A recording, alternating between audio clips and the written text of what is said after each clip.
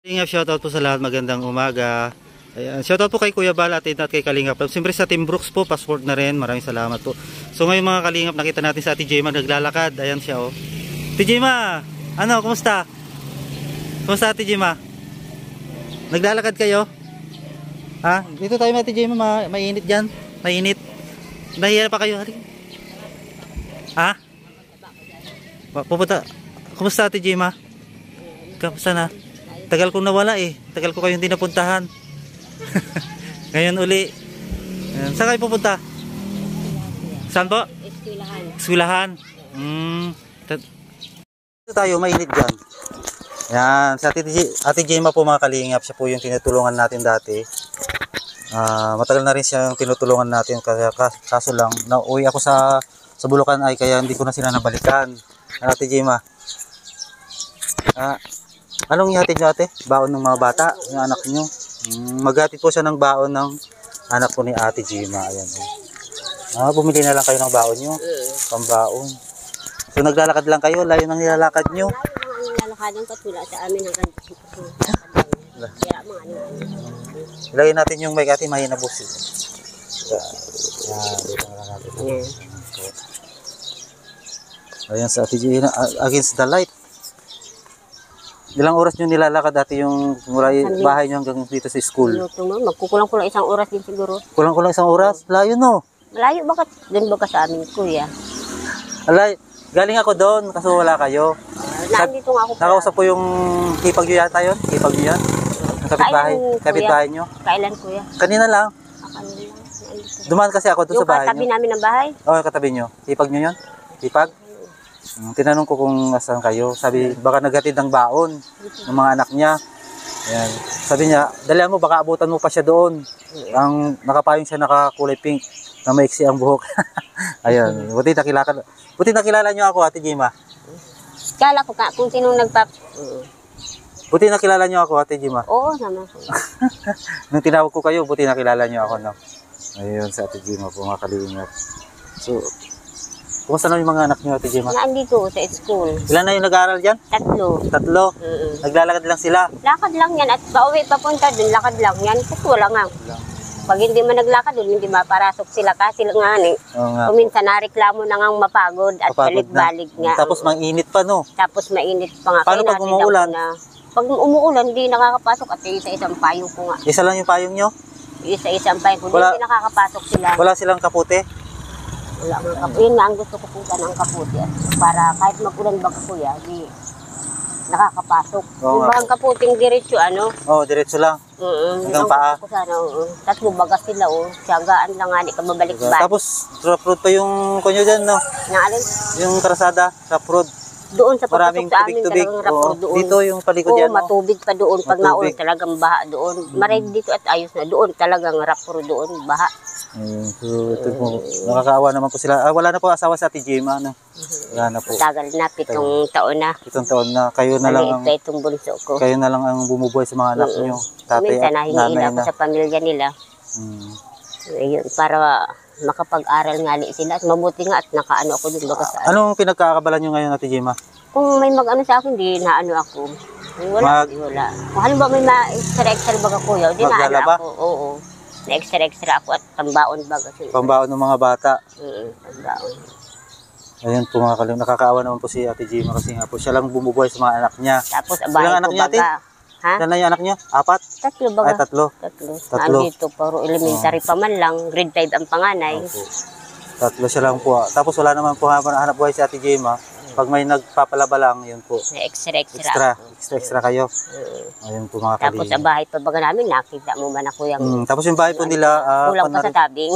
Oo, ang pinagtatabing na lang nila yung bahay nila. Walang tabing. Tarpaulin ba yun? Tarpaulin. Yun, saka yero, yung butas-butas na yero. Tarpaulin.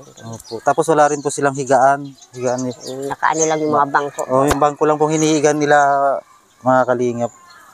Ayan po, so nakakaawaran po. Ayun. So ngayon, andito na naman uli ako. Ayan, bibigyan ko kayo ng konting tulong. Sa kuya, salamat at may ano na naman ako. Yan, bigay po niya Ate Layla Siena po yan, Layla Siena.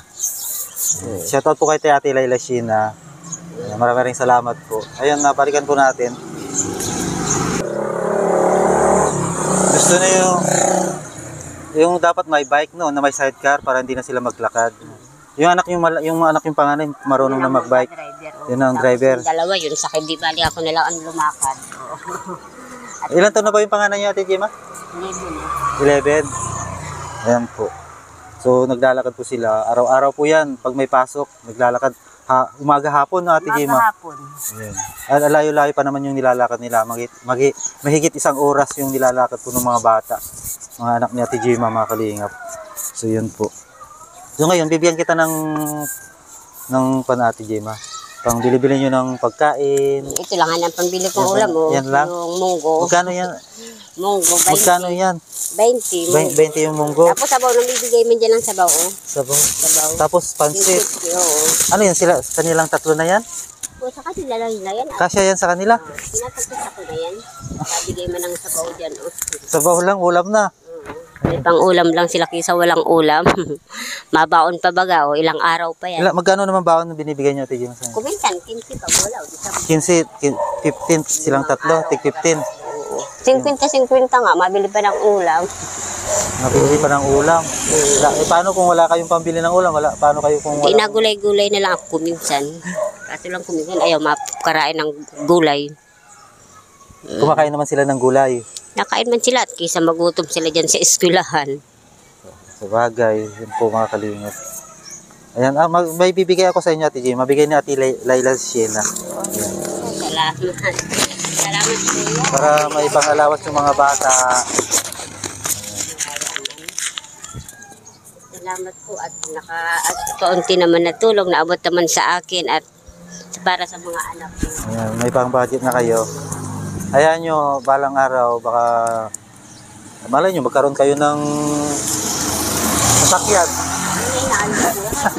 Marunong ba kayong, marunong ka magmotor? Hindi. Yan lang, bisikleta lang bike sana. Lang, bike na may sidecar. Yun lang, ayun, para... Yan ang minimiti ng anak ko kaya para hindi sila magpagod sa lalakad balik-balik. Ang matupad ng... Yung anong gusto mong matupad mga anak nyo? Ha? Sakayan nga. Sasakyan? Yan Anong gusto mong matupad? lang, tapos sa... Ano yun, yung bike na may sidecar? Tapos sa pagkain-kain. Tapos pangkain-kain?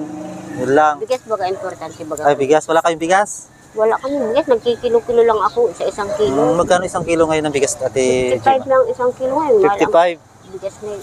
Mahal na pa rin pala, no? Ang bigas na yun. Saan kayo bumibili doon ng bigas? Wala namang tindahan dito. Doon sa inyo. Unahan dyan. Doon ako nabili ng bigas. Ayun po mga kalingap.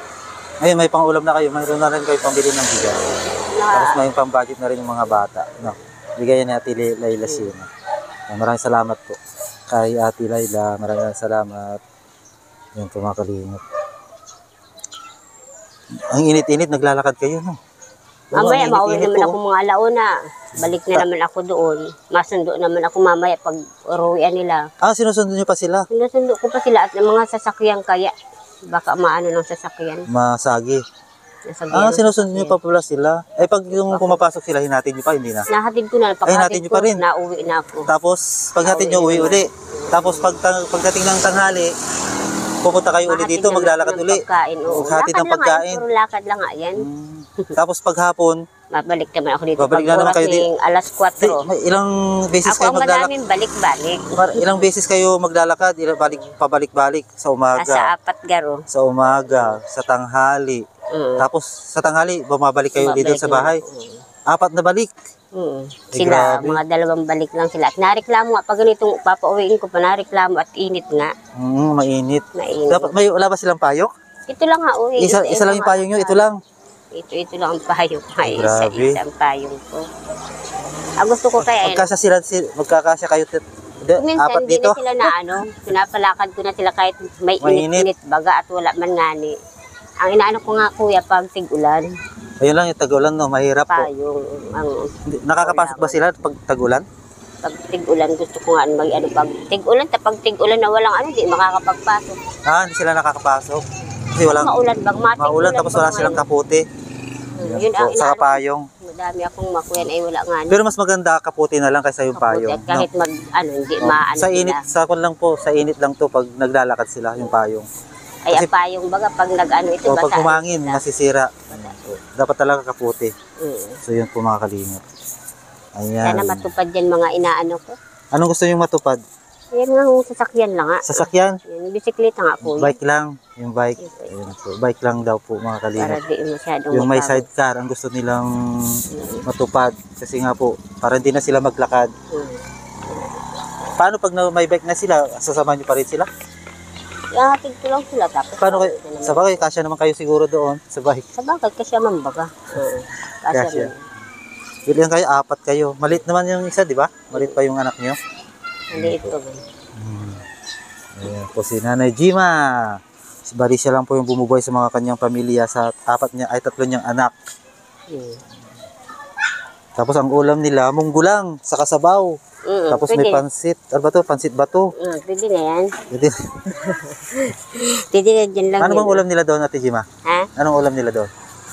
May dami dyan ulam. May karne, may ano. Saan kayo bumibili doon pa? Malayo? Alin, ang atin man yun. Malayo pala. So yun po. So yun mga kalingap, hanggang dito na lang at maraming salamat po sa inyong suporta. Ayan. Yan po, si Ate Gima po ay siya na lang po bububuhay sa mga anak niya. 3 anak. Nilalakad po nila yung school hanggang doon sa bahay nila. Mahigit 1 oras nilang nilalakad. Araw-araw po yan pag may pasok. 5 days no?